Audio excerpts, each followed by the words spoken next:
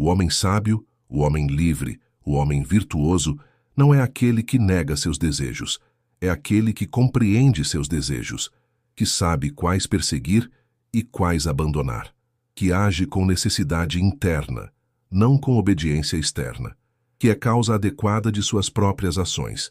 Esse homem não precisa de Adão, não precisa de uma história de queda para explicar por que às vezes age mal.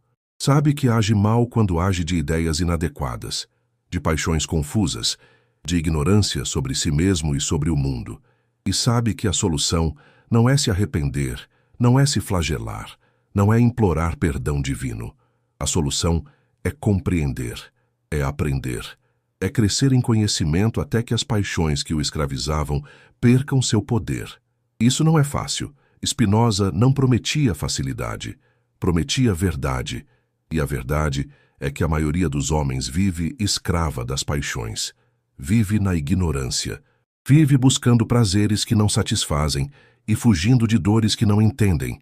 E é para esses homens que a religião serve, é para eles que Adão serve, como história educativa, como forma de dar sentido ao sofrimento, como promessa de que há algo melhor depois. Mas para aqueles que conseguem suportar a verdade, para aqueles que conseguem viver sem essas muletas, há outro caminho. O caminho do conhecimento, o caminho da liberdade racional. O caminho que Spinoza trilhou e que custou-lhe tudo, família, comunidade, segurança, mas que lhe deu algo que nenhuma religião poderia dar. A paz que vem de saber que você não precisa ser salvo porque nunca esteve perdido, que você não precisa de redenção porque nunca caiu, que você é exatamente o que deveria ser, um modo finito da substância infinita, expressando-se conforme sua natureza, por necessidade, sem culpa e sem arrependimento. Mas havia um problema enorme que Spinoza não podia ignorar. Se tudo é necessário, se tudo acontece por determinação causal estrita, se não há livre-arbítrio no sentido tradicional, então, onde fica a responsabilidade? Como podemos culpar alguém por suas ações se ele não poderia ter agido de outra forma? Como podemos elogiar a virtude ou condenar o vício se ambos são apenas expressões necessárias da natureza? Essa pergunta atormentava os leitores de Spinoza. Ainda atormenta. Porque parece que ele está destruindo a base de toda moralidade.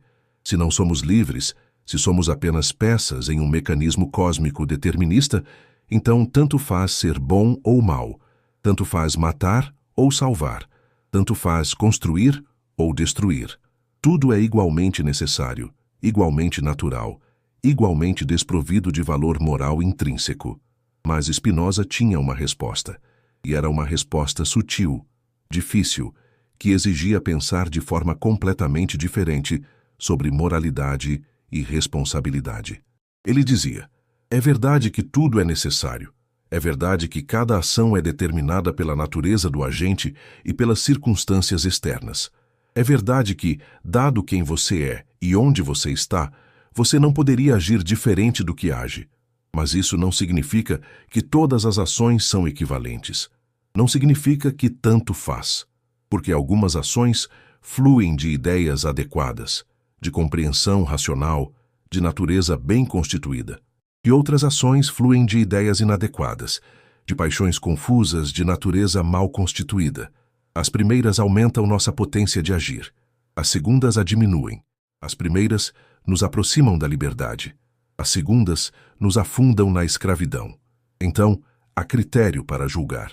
Não um critério absoluto gravado em pedra, ditado por Deus, mas um critério imanente, baseado na própria natureza das coisas. Ações que aumentam nossa potência são boas. Ações que a diminuem são más. Simples assim. Não porque um legislador divino assim decidiu, mas porque é da natureza da bondade aumentar potência e da natureza da maldade diminuí-la. E a responsabilidade.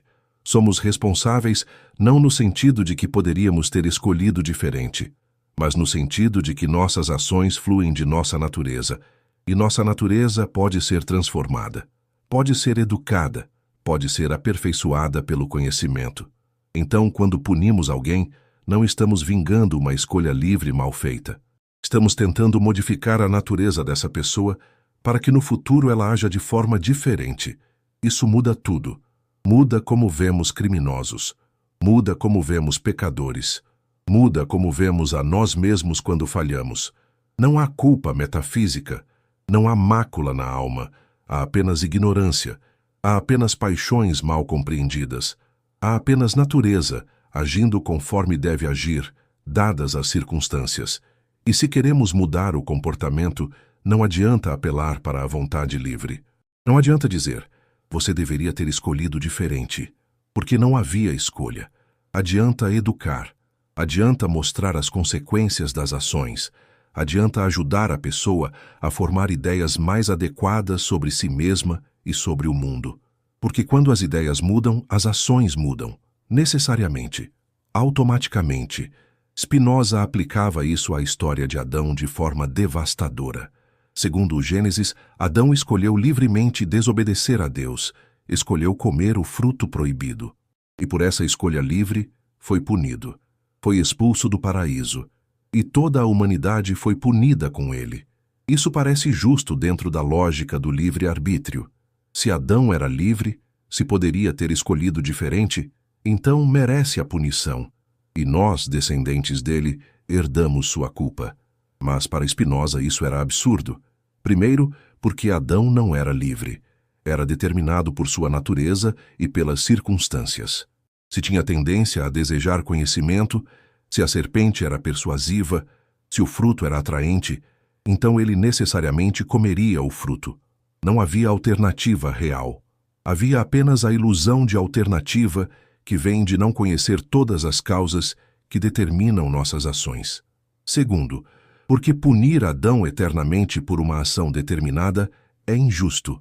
É como punir a água por fluir para baixo. É como punir o fogo por queimar. É tratar uma necessidade natural como se fosse transgressão moral.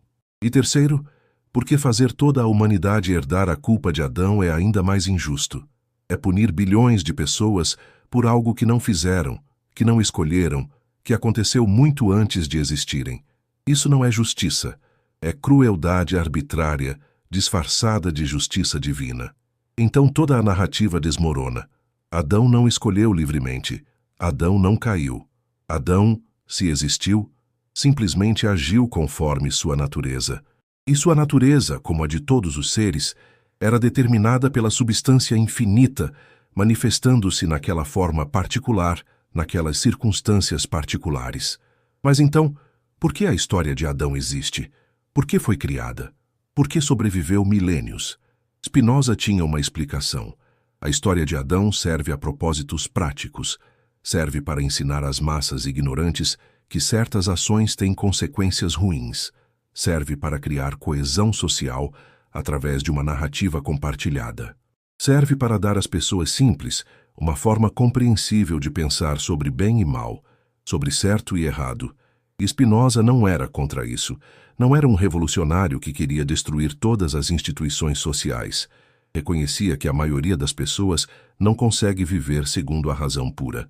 Precisa de histórias, precisa de símbolos, precisa de religiões que falem à imaginação e aos afetos, não apenas ao intelecto. O problema não era a história de Adão em si. O problema era quando essa história era tomada literalmente, quando era usada para fundamentar teologias complexas sobre pecado original, graça divina, predestinação, salvação, quando era usada para controlar as pessoas através do medo e da culpa, quando se tornava obstáculo ao conhecimento em vez de ponte para ele. E o problema era especialmente grave quando a história de Adão era usada para negar a natureza do homem, para fazer as pessoas acreditarem que seus desejos são pecaminosos, que seu corpo é fonte de mal, que devem mortificar a carne, negar os instintos, viver em constante guerra contra si mesmas. Isso, para Spinoza, era o verdadeiro pecado. Era ir contra a natureza. Era diminuir desnecessariamente a potência de viver. Porque o homem não precisa ser salvo de sua natureza.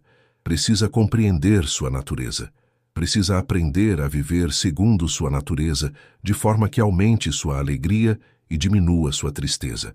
Precisa desenvolver ideias adequadas sobre si mesmo, para que possa agir com liberdade racional, em vez de ser jogado pelas paixões como navio em tempestade. E como fazer isso? Spinoza tinha um método. Começava com o conhecimento do primeiro gênero, o conhecimento imaginativo, confuso, baseado em experiências aleatórias e em ouvir dizer. Esse é o conhecimento da maioria das pessoas.